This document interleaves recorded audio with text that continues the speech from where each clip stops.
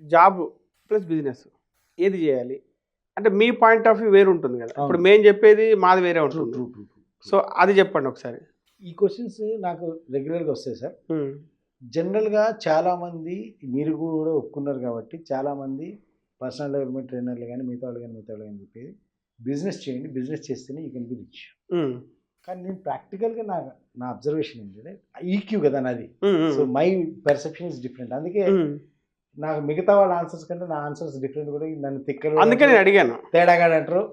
But differently practical. అయితే ఏమైతుందంటే ఇక్కడ ప్రతి మనిషికి కూడా కొన్ని న్యాచురల్ ఎబిలిటీస్ ఉంటాయి. అండ్ పుట్టుకతో కొన్ని ఎబిలిటీస్, కొన్ని స్కిల్స్ తోటి, కొన్ని సమర్థతలతో పుడతాడు.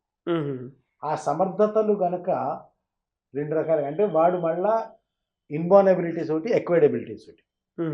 Inborn abilities plus acquired abilities with attitude gives you success. Inborn abilities with acquired abilities multiplied by attitude gives you success. Okay, amount of success. ఇప్పుడు వీడు ఇన్బార్న్ ఎబిలిటీస్లో కనుక వీడు తరతరాలుగా ఉద్యోగం చేసుకుంటునే ఫ్యామిలీ, వ్యాపారం అంటేనే భయం కలిగే ఫ్యామిలీ అయినప్పుడు వ్యాపారం అంటేనే లాస్ అన్న స్టేట్ ఆఫ్ మైండ్లో డీప్గా ఆ డీప్ షీట్లో కూర్చొని ఉన్నప్పుడు వాడికి ఎవడైనా తెచ్చి 10 కోట్లు ఇచ్చి వ్యాపారం చేయరా అన్న అది వీలైన తొందర పోగొట్టుకొని వచ్చి కూర్చుంటాడు. Okay, it's not there. Acumen of the business is not there. So ఇక్కడ నేనేమంటానంటే ఫస్ట్ ఆఫ్ ఆల్ బిజినెస్లో నువ్వు పెట్టుబడి పెట్టే కంటే ముందు ఇక్కడ పెట్టుబడి పెట్టు. Okay, develop that business acumen. ఆ బిజినెస్ అక్యుమెన్ డెవలప్ చేయి. ఒకవేళ నీకు బిజినెస్ అక్యుమెన్ డెవలపే కావట్లేదు అనుకో, అసలు బిజినెస్ జోలికే పో. డబ్బులు పోగొట్టుకున్నాడు అయితే కనీసం పెళ్ళాం పిల్లలు రోడ్డు మీద తీసుకొస్తావు. ఓకే ఓకే కదా, నీకు దొరుకుతుంటే నీకు దొరుకుతుండొచ్చు కానీ పెళ్ళాం పిల్లలకి దొరకలేదుగా, అలా రోడ్డు మీద ఇట్లా తీసుకొస్తావు నేను నమ్ముకొని వచ్చినప్పుడు. సో నేనేమంటాను, నీ అక్యుమెన్ వచ్చింది. ఓకే, రాలేదనుకో don't go to that, do job. Investment చేసుకో, కావాలంటే నీ ప్రాస్పరిటీ కావాలంటే ఇన్వెస్ట్మెంట్ చేసుకో. ఓకే, మీరు రాసిన రియల్ ఎస్టేట్లో చేసుకో, సిప్ చేసుకో, షేర్ మార్కెట్లో చేసుకో, ఇంకేదైనా చేసుకో. Okay, but don't enter into business because you don't have that acumen. Business man acumen లేదు కదా, బిజినెస్ మ్యాన్ లక్షణం లేదు కదా నీలో. ఓకే, లక్షణం లేకుండా నువ్వు దాంట్లో వెళ్ళి నేను చేస్తానని ఆశపడి ఆరాటపడి దెబ్బతినే కంటే ఉద్యోగమే చేసుకో. దీంట్లో మిగులుతుంది, దీంట్లో పొదుపు చేసి చేసుకో. There are many ways. ఉద్యోగం చేస్తూ కూడా సంపన్నులు అవ్వచ్చు, but it's a slow process. I agree. Business అంతా స్పీడ్ ప్రాసెస్ కాదు, ఓకే. కానీ అసలు లేకుండా బొక్కలో పడి జీరోకి వచ్చి కట్టే okay, it is you understand that okay boss I'm a tortoise, నేను తావేలు, నా స్పీడ్ ఇది, నా కెపాసిటీ ఇది. కుందేలు పరిగెడుతుందని నేను కూడా పరిగెడతా అంటే ఇట్స్ నాట్ ఎ రేస్ కదా. Life is not a race, it's individual journey.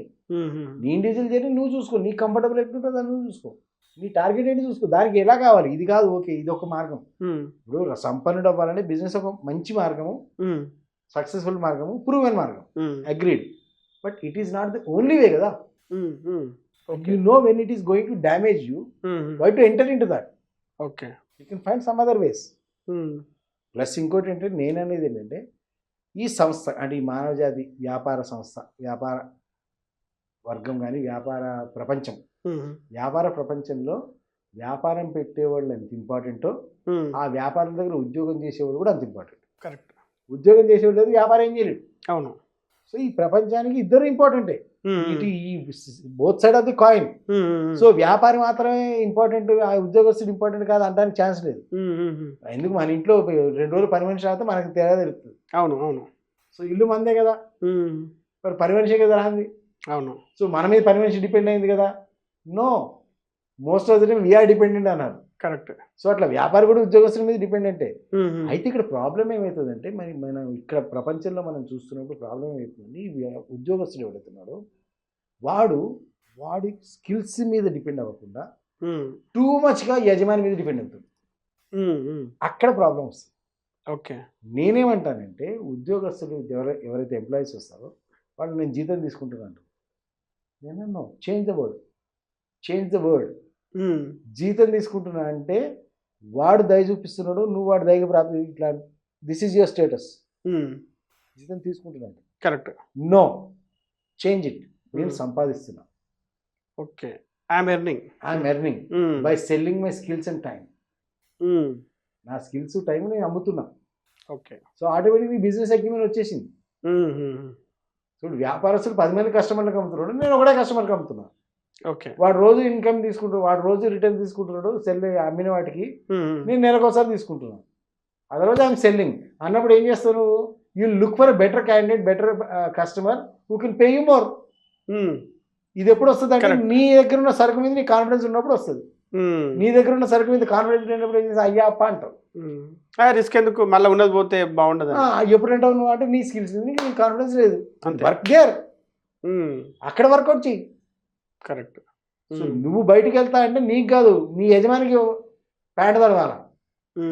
అని ఇట్లాంటి ఓడిపోతే మళ్ళీ మనకి మన బిజినెస్ మొత్తం దెబ్బతింటుందా, మనం ఇట్లా చేయగలుగుతానని. You should be worried about your job. The problem is that is other way round. You are worried about your job.